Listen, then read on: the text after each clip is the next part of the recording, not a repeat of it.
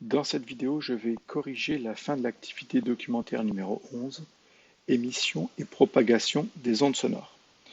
Donc dans le grand A, nous sommes posé une question, comment émettre un son? On avait regardé une vidéo avec un diapason, une vidéo avec une guitare et fait l'expérience avec le larynx, en posant la main sur le larynx. On s'est aperçu que dans les trois cas, l'émission d'un son se faisait par la mise en vibration du diapason, des cordes de la guitare ou des cordes vocales dans le larynx. Et que pour amplifier ce son, on pouvait utiliser une caisse de résonance qui était une petite boîte en bois pour le diapason, le corps de la guitare ou la bouche ainsi que le larynx et la cavité buccale pour la voix.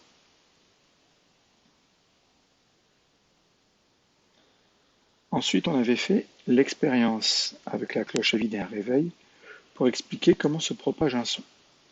Donc, le but ici était de mettre un réveil sous la cloche à vide, de faire le vide avec une pompe, et on s'était aperçu que on n'entendait plus le son du réveil lorsqu'il n'y avait plus d'air ou quasiment plus d'air à l'intérieur de la cloche à vide. Ça voulait dire que le son a besoin, pour se propager, d'un milieu matériel. Ici, c'était l'air. La deuxième partie, on va visionner ensemble donc une vidéo et regarder l'animation. Donc on va commencer par la vidéo.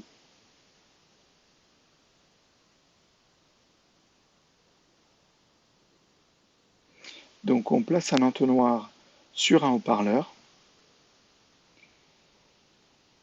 Ensuite, on va brancher une chaîne Hi-Fi sur ce haut-parleur avec un CD qui va faire de la musique classique. Et on place une bougie devant. Et en fait, on va s'apercevoir que la bougie va bouger au rythme de la musique.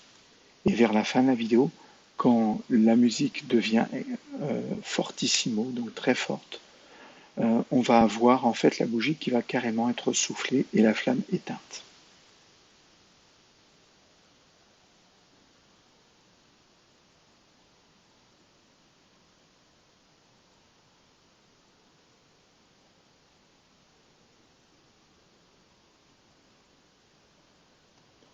Ensuite, nous allons regarder cette animation. Cette animation qui va en fait nous permettre de visualiser ce qui se passe dans l'air. Donc chaque petit point représente une des molécules des gaz de l'air.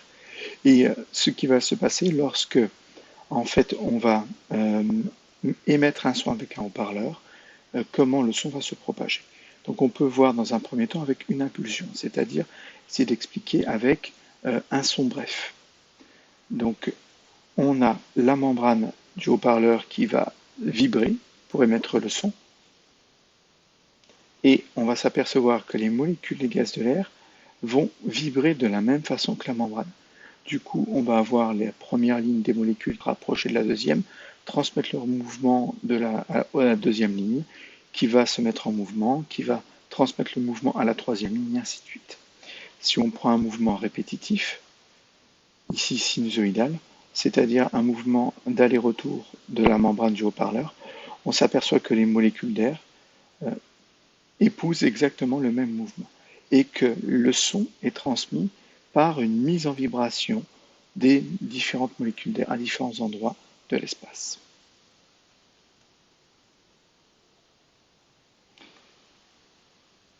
On va pouvoir répondre à la question, expliquer la propagation du son dans l'air. Donc la vibration de l'objet émettant le son se transmet aux molécules présentes dans le milieu matériel, qui vibrent à leur tour jusqu'au récepteur. On peut parler ici d'une transmission de proche en proche de la vibration. On l'a vu de deux façons, dans l'animation avec ce petit point bleu représentant les molécules qui se déplacent, mais aussi d'un point de vue expérimental avec la bougie, la flamme de la bougie qui bougeait au rythme de la musique. Je vous encourage à regarder cette vidéo avec le son, ça sera plus parlant. Ensuite, on va conclure sur cette activité en répondant à plusieurs questions. Comment émettre un son et comment l'amplifier? Un son est émis par la mise en vibration d'un corps. Cette vibration peut être amplifiée alors là, avec un E et un E grâce à une caisse de résonance. De quoi a besoin un son pour se propager? Le son a besoin d'un milieu matériel pour se propager, c'est-à-dire qu'il a besoin d'air, d'eau, d'un solide, c'est-à-dire quelque chose qui est constitué de molécules ou d'atomes ou d'ions et qui va se mettre en vibration à côté de l'objet qui va émettre le son. Comment le son est-il transmis d'un émetteur à un récepteur? Le milieu matériel, donc les exemples qu'on a vus, de l'air, de l'eau, un solide, ce que l'on veut, au contact de l'objet émetteur du son, se met à vibrer. Cette vibration est transmise de proche en proche dans le milieu matériel, c'est-à-dire que les premières molécules vibrent et transmettent le mouvement deuxième molécule qui transmet aussi le mouvement troisième, et ainsi de suite.